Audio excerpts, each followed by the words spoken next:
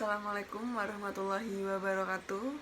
Perkenalkan, nama saya Rohana Muhammad Hasan, NIM 181180, mahasiswa S1 Manajemen Fakultas Ekonomi dan Bisnis Universitas Negeri Jember, yang akan menjelaskan terkait materi dari bab neraca pembayaran, di mana di bab tersebut saya akan menjelaskan dua subbab pokok, yaitu yang pertama subbab mekanisme penyesuaian keterseimbangan neraca pembayaran, dan yang kedua yaitu badan-badan atau lembaga yang mendorong pertumbuhan bisnis internasional. Sebelum saya menjelaskan terkait dari mekanisme penyesuaian keterseimbangan neraca pembayaran, sebelumnya saya akan memberikan pendahuluan terlebih dahulu bahwa neraca pembayaran atau balance of payment yang seimbang ialah hasil total dari total penjumlahan dari neraca transaksi berjalan ditambah dengan neraca transaksi modal dan juga ditambah dengan cadangan devisa negara, di mana ketiga komponen tersebut harus sama dengan balance of payment atau neraca pembayaran.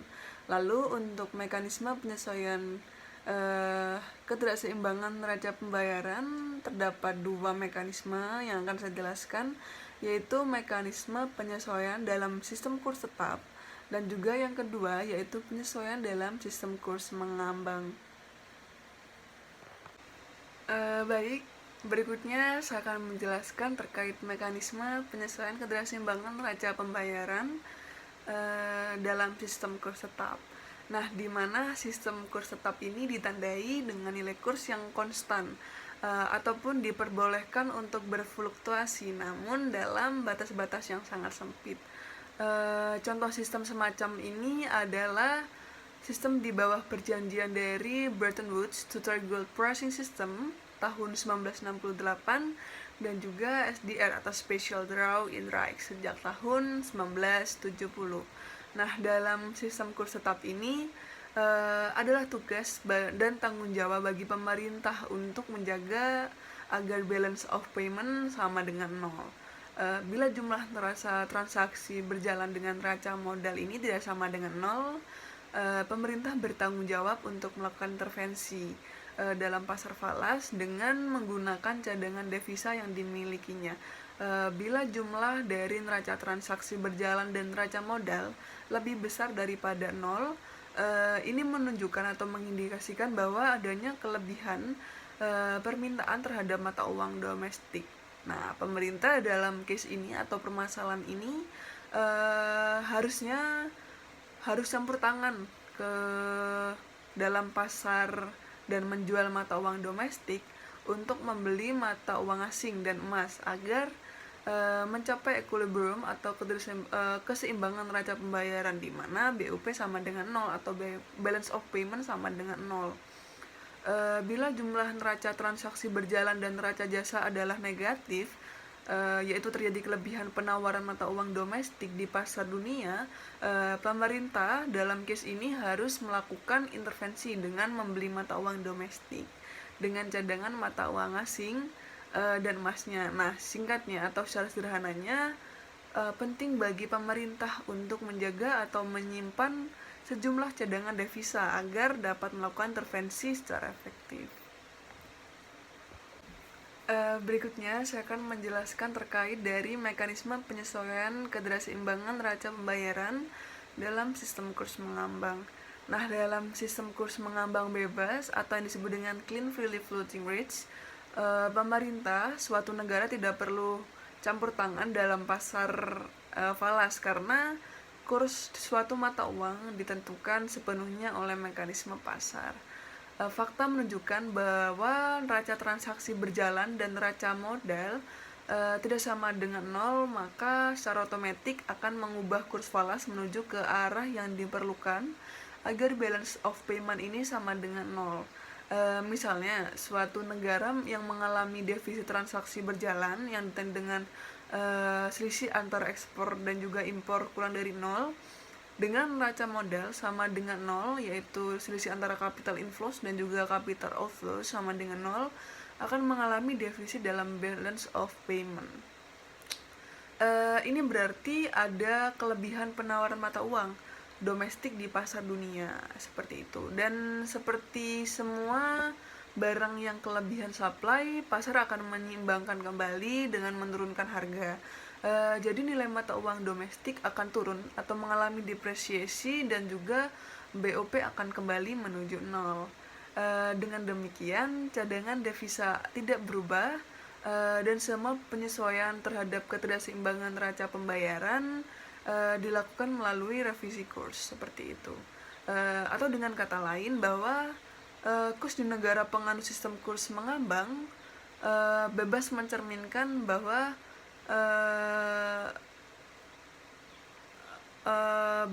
mohon maaf, maksud saya bebas mencerminkan kinerja ekonomi internasional dari suatu negara. Jadi penganjur sistem kurs mengambang ini umumnya berpendapat bahwa penyesuaian lewat perubahan kurs berjalan lebih cepat dan juga secara politis dan sosial lebih dapat diterima dibandingkan mekanisme penyesuaian lewat harga dan pendapatan dan bunga dalam sistem kurs tetap. Nah, pendapat tersebut dikemukakan oleh Tucker pada tahun 1951. Dalam sistem kurs mengambang yang terkendali seperti Indonesia, yang dianut Indonesia, kendati penentuan kurs setiap hari diserahkan kepada mekanisme pasar. Pemerintah seringkali merasa perlu untuk mengambil tindakan untuk menjaga agar kurs pada nilai yang dikehendaki. Pemerintah biasanya berupaya agar penilaian pasar mengenai suatu kurs mata uang berubah dengan mempengaruhi motivasi dan juga aktivitas pasar dan bukan lewat intervensi langsung di pasar falas. Seperti itu. Berikutnya saya akan menjelaskan terkait badan-badan yang mendorong pertumbuhan bisnis rasional. Jadi berbagai badan atau lembaga telah dibentuk untuk mempermudah dari perdagangan dan juga transaksi-transaksi keuangan rasional. Nah, badan-badan atau lembaga ini umumnya mewakili dari banyak negara. Berikut ini saya akan menjelaskan deskripsi dari badan-badan tersebut atau lembaga tersebut yang menurut kelompok kami penting. Berikutnya saya akan menjelaskan terkait lembaga yang pertama, yaitu International Monetary Fund, di mana Konferensi Moneter dan Keuangan PBB yang diadakan di Bretton Woods pada tahun 1944 menciptakan sistem moneter internasional yang terstruktur. Dari hasil konferensi ini dibentuklah International Monetary Fund atau disingkat dengan IMF, yang kita sering dengar IMF seperti itu. Nah, jadi tujuan utama dari IMF yang terdapat dalam piagam pendiriannya terdapat 5 tujuan. Yang pertama ialah mendorong kerjasama antar negara yang berkenaan dengan masalah-masalah moneter internasional. Yang kedua, mendorong stabilitas dari nilai tukar. Yang ketiga, menyediakan dana temporer kepada negara-negara anggota yang berupaya memperbaiki ketidakseimbangan pembayaran internasionalnya. Yang keempat, mendorong mobilitas dari mendorong mobilitas modal secara bebas antar negara. Dan yang kelima, yang terakhir, mendorong perdagangan bebas. Nah, kelima tujuan ini adalah jelas dari tujuan-tujuan atas didirikannya IMF untuk meningkatkan internasionalisasi bisnis. Lembaga yang kedua yang akan saya deskripsikan ialah Bank Dunia atau yang disebut dengan World Bank. Jadi International Bank for Reconstruction and Development atau disebut dengan IBRD, juga disebut dengan World Bank ini dibentuk pada tahun 1944 yang bersamaan dengan tahun dibentuknya dari IMF juga. Jadi tujuan utamanya adalah memberikan pinjaman kepada negara-negara yang membutuhkan demi kelangsungan pembangunan ekonominya. Nah, sebagai contoh, Bank Dunia ini baru-baru ini memberikan, sebagai contohnya, beberapa tahun belakangan ini Bank Dunia memberikan pinjaman kepada Meksiko sebesar 4 miliar dolar untuk jangka waktu 3 tahun. Nah, untuk membiayai proyek-proyek lingkungan yang akan mempermudah pembangunan industri dekat perbatasan Amerika Serikat. Sumber dana utama dari bank-bank dunia adalah penjualan obligasi dan instrumen-instrumen hutang lainnya kepada sektor swasta dan pemerintah, seperti itu. Nah, filosofi di belakang tujuan dari World Bank ini adalah laba. Jadi pinjaman tersebut tidak disubsidi tetapi diberikan memakai suku bunga pasar, seperti itu, baik kepada pemerintah maupun badan-badan pemerintah. Yang ketiga, saya akan menjelaskan terkait International Financial Corporation. Nah, jadi IFC ini pada tahun 1956 dibentuk, di mana yang tujuan dari dibentuknya IFC ini untuk mendorong pertumbuhan perusahaan swasta, seperti itu. Seperti IMF, IFC beranggotakan negara-negara juga, dan juga IFC memanfaatkan sektor swasta, bukan sektor-sektor dari pemerintah untuk mendorong pembangunan ekonominya. IFC tidak hanya menyediakan pinjaman kepada sekutunya, tetapi juga membeli saham, sehingga IFC merupakan kreditor sekaligus pemilik, seperti itu.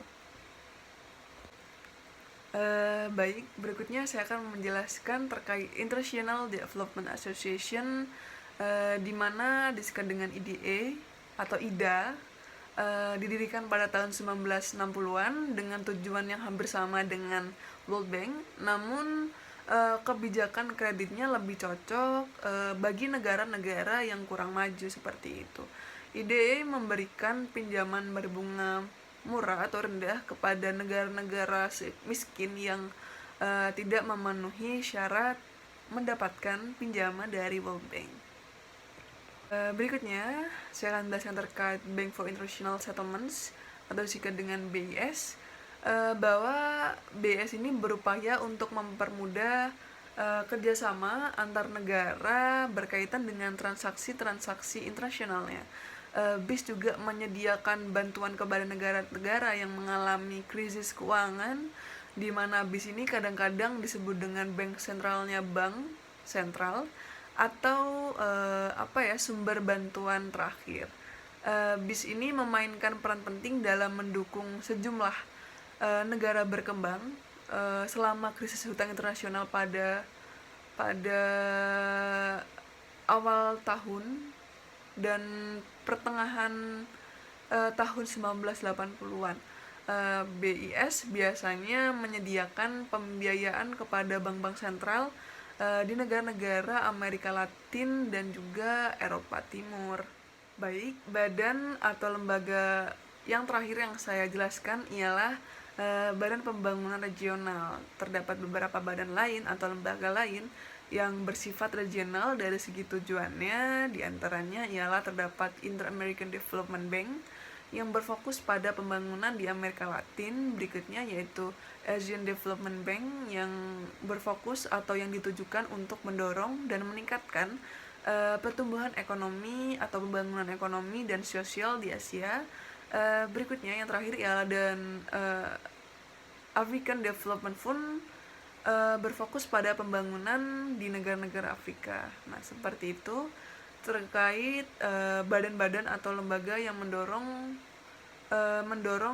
pertumbuhan bisnis nasional. Sekian penjelasan dari saya terkait mekanisme penyelesaian keterseimbangan neraca pembayaran dan juga badan-badan yang mendorong pertumbuhan bisnis internasional. Mohon maaf apabila terdapat salah kata dalam penyampaian dan kekurangannya. Selamat menunaikan ibadah puasa Ramadan. Wassalamualaikum warahmatullahi wabarakatuh.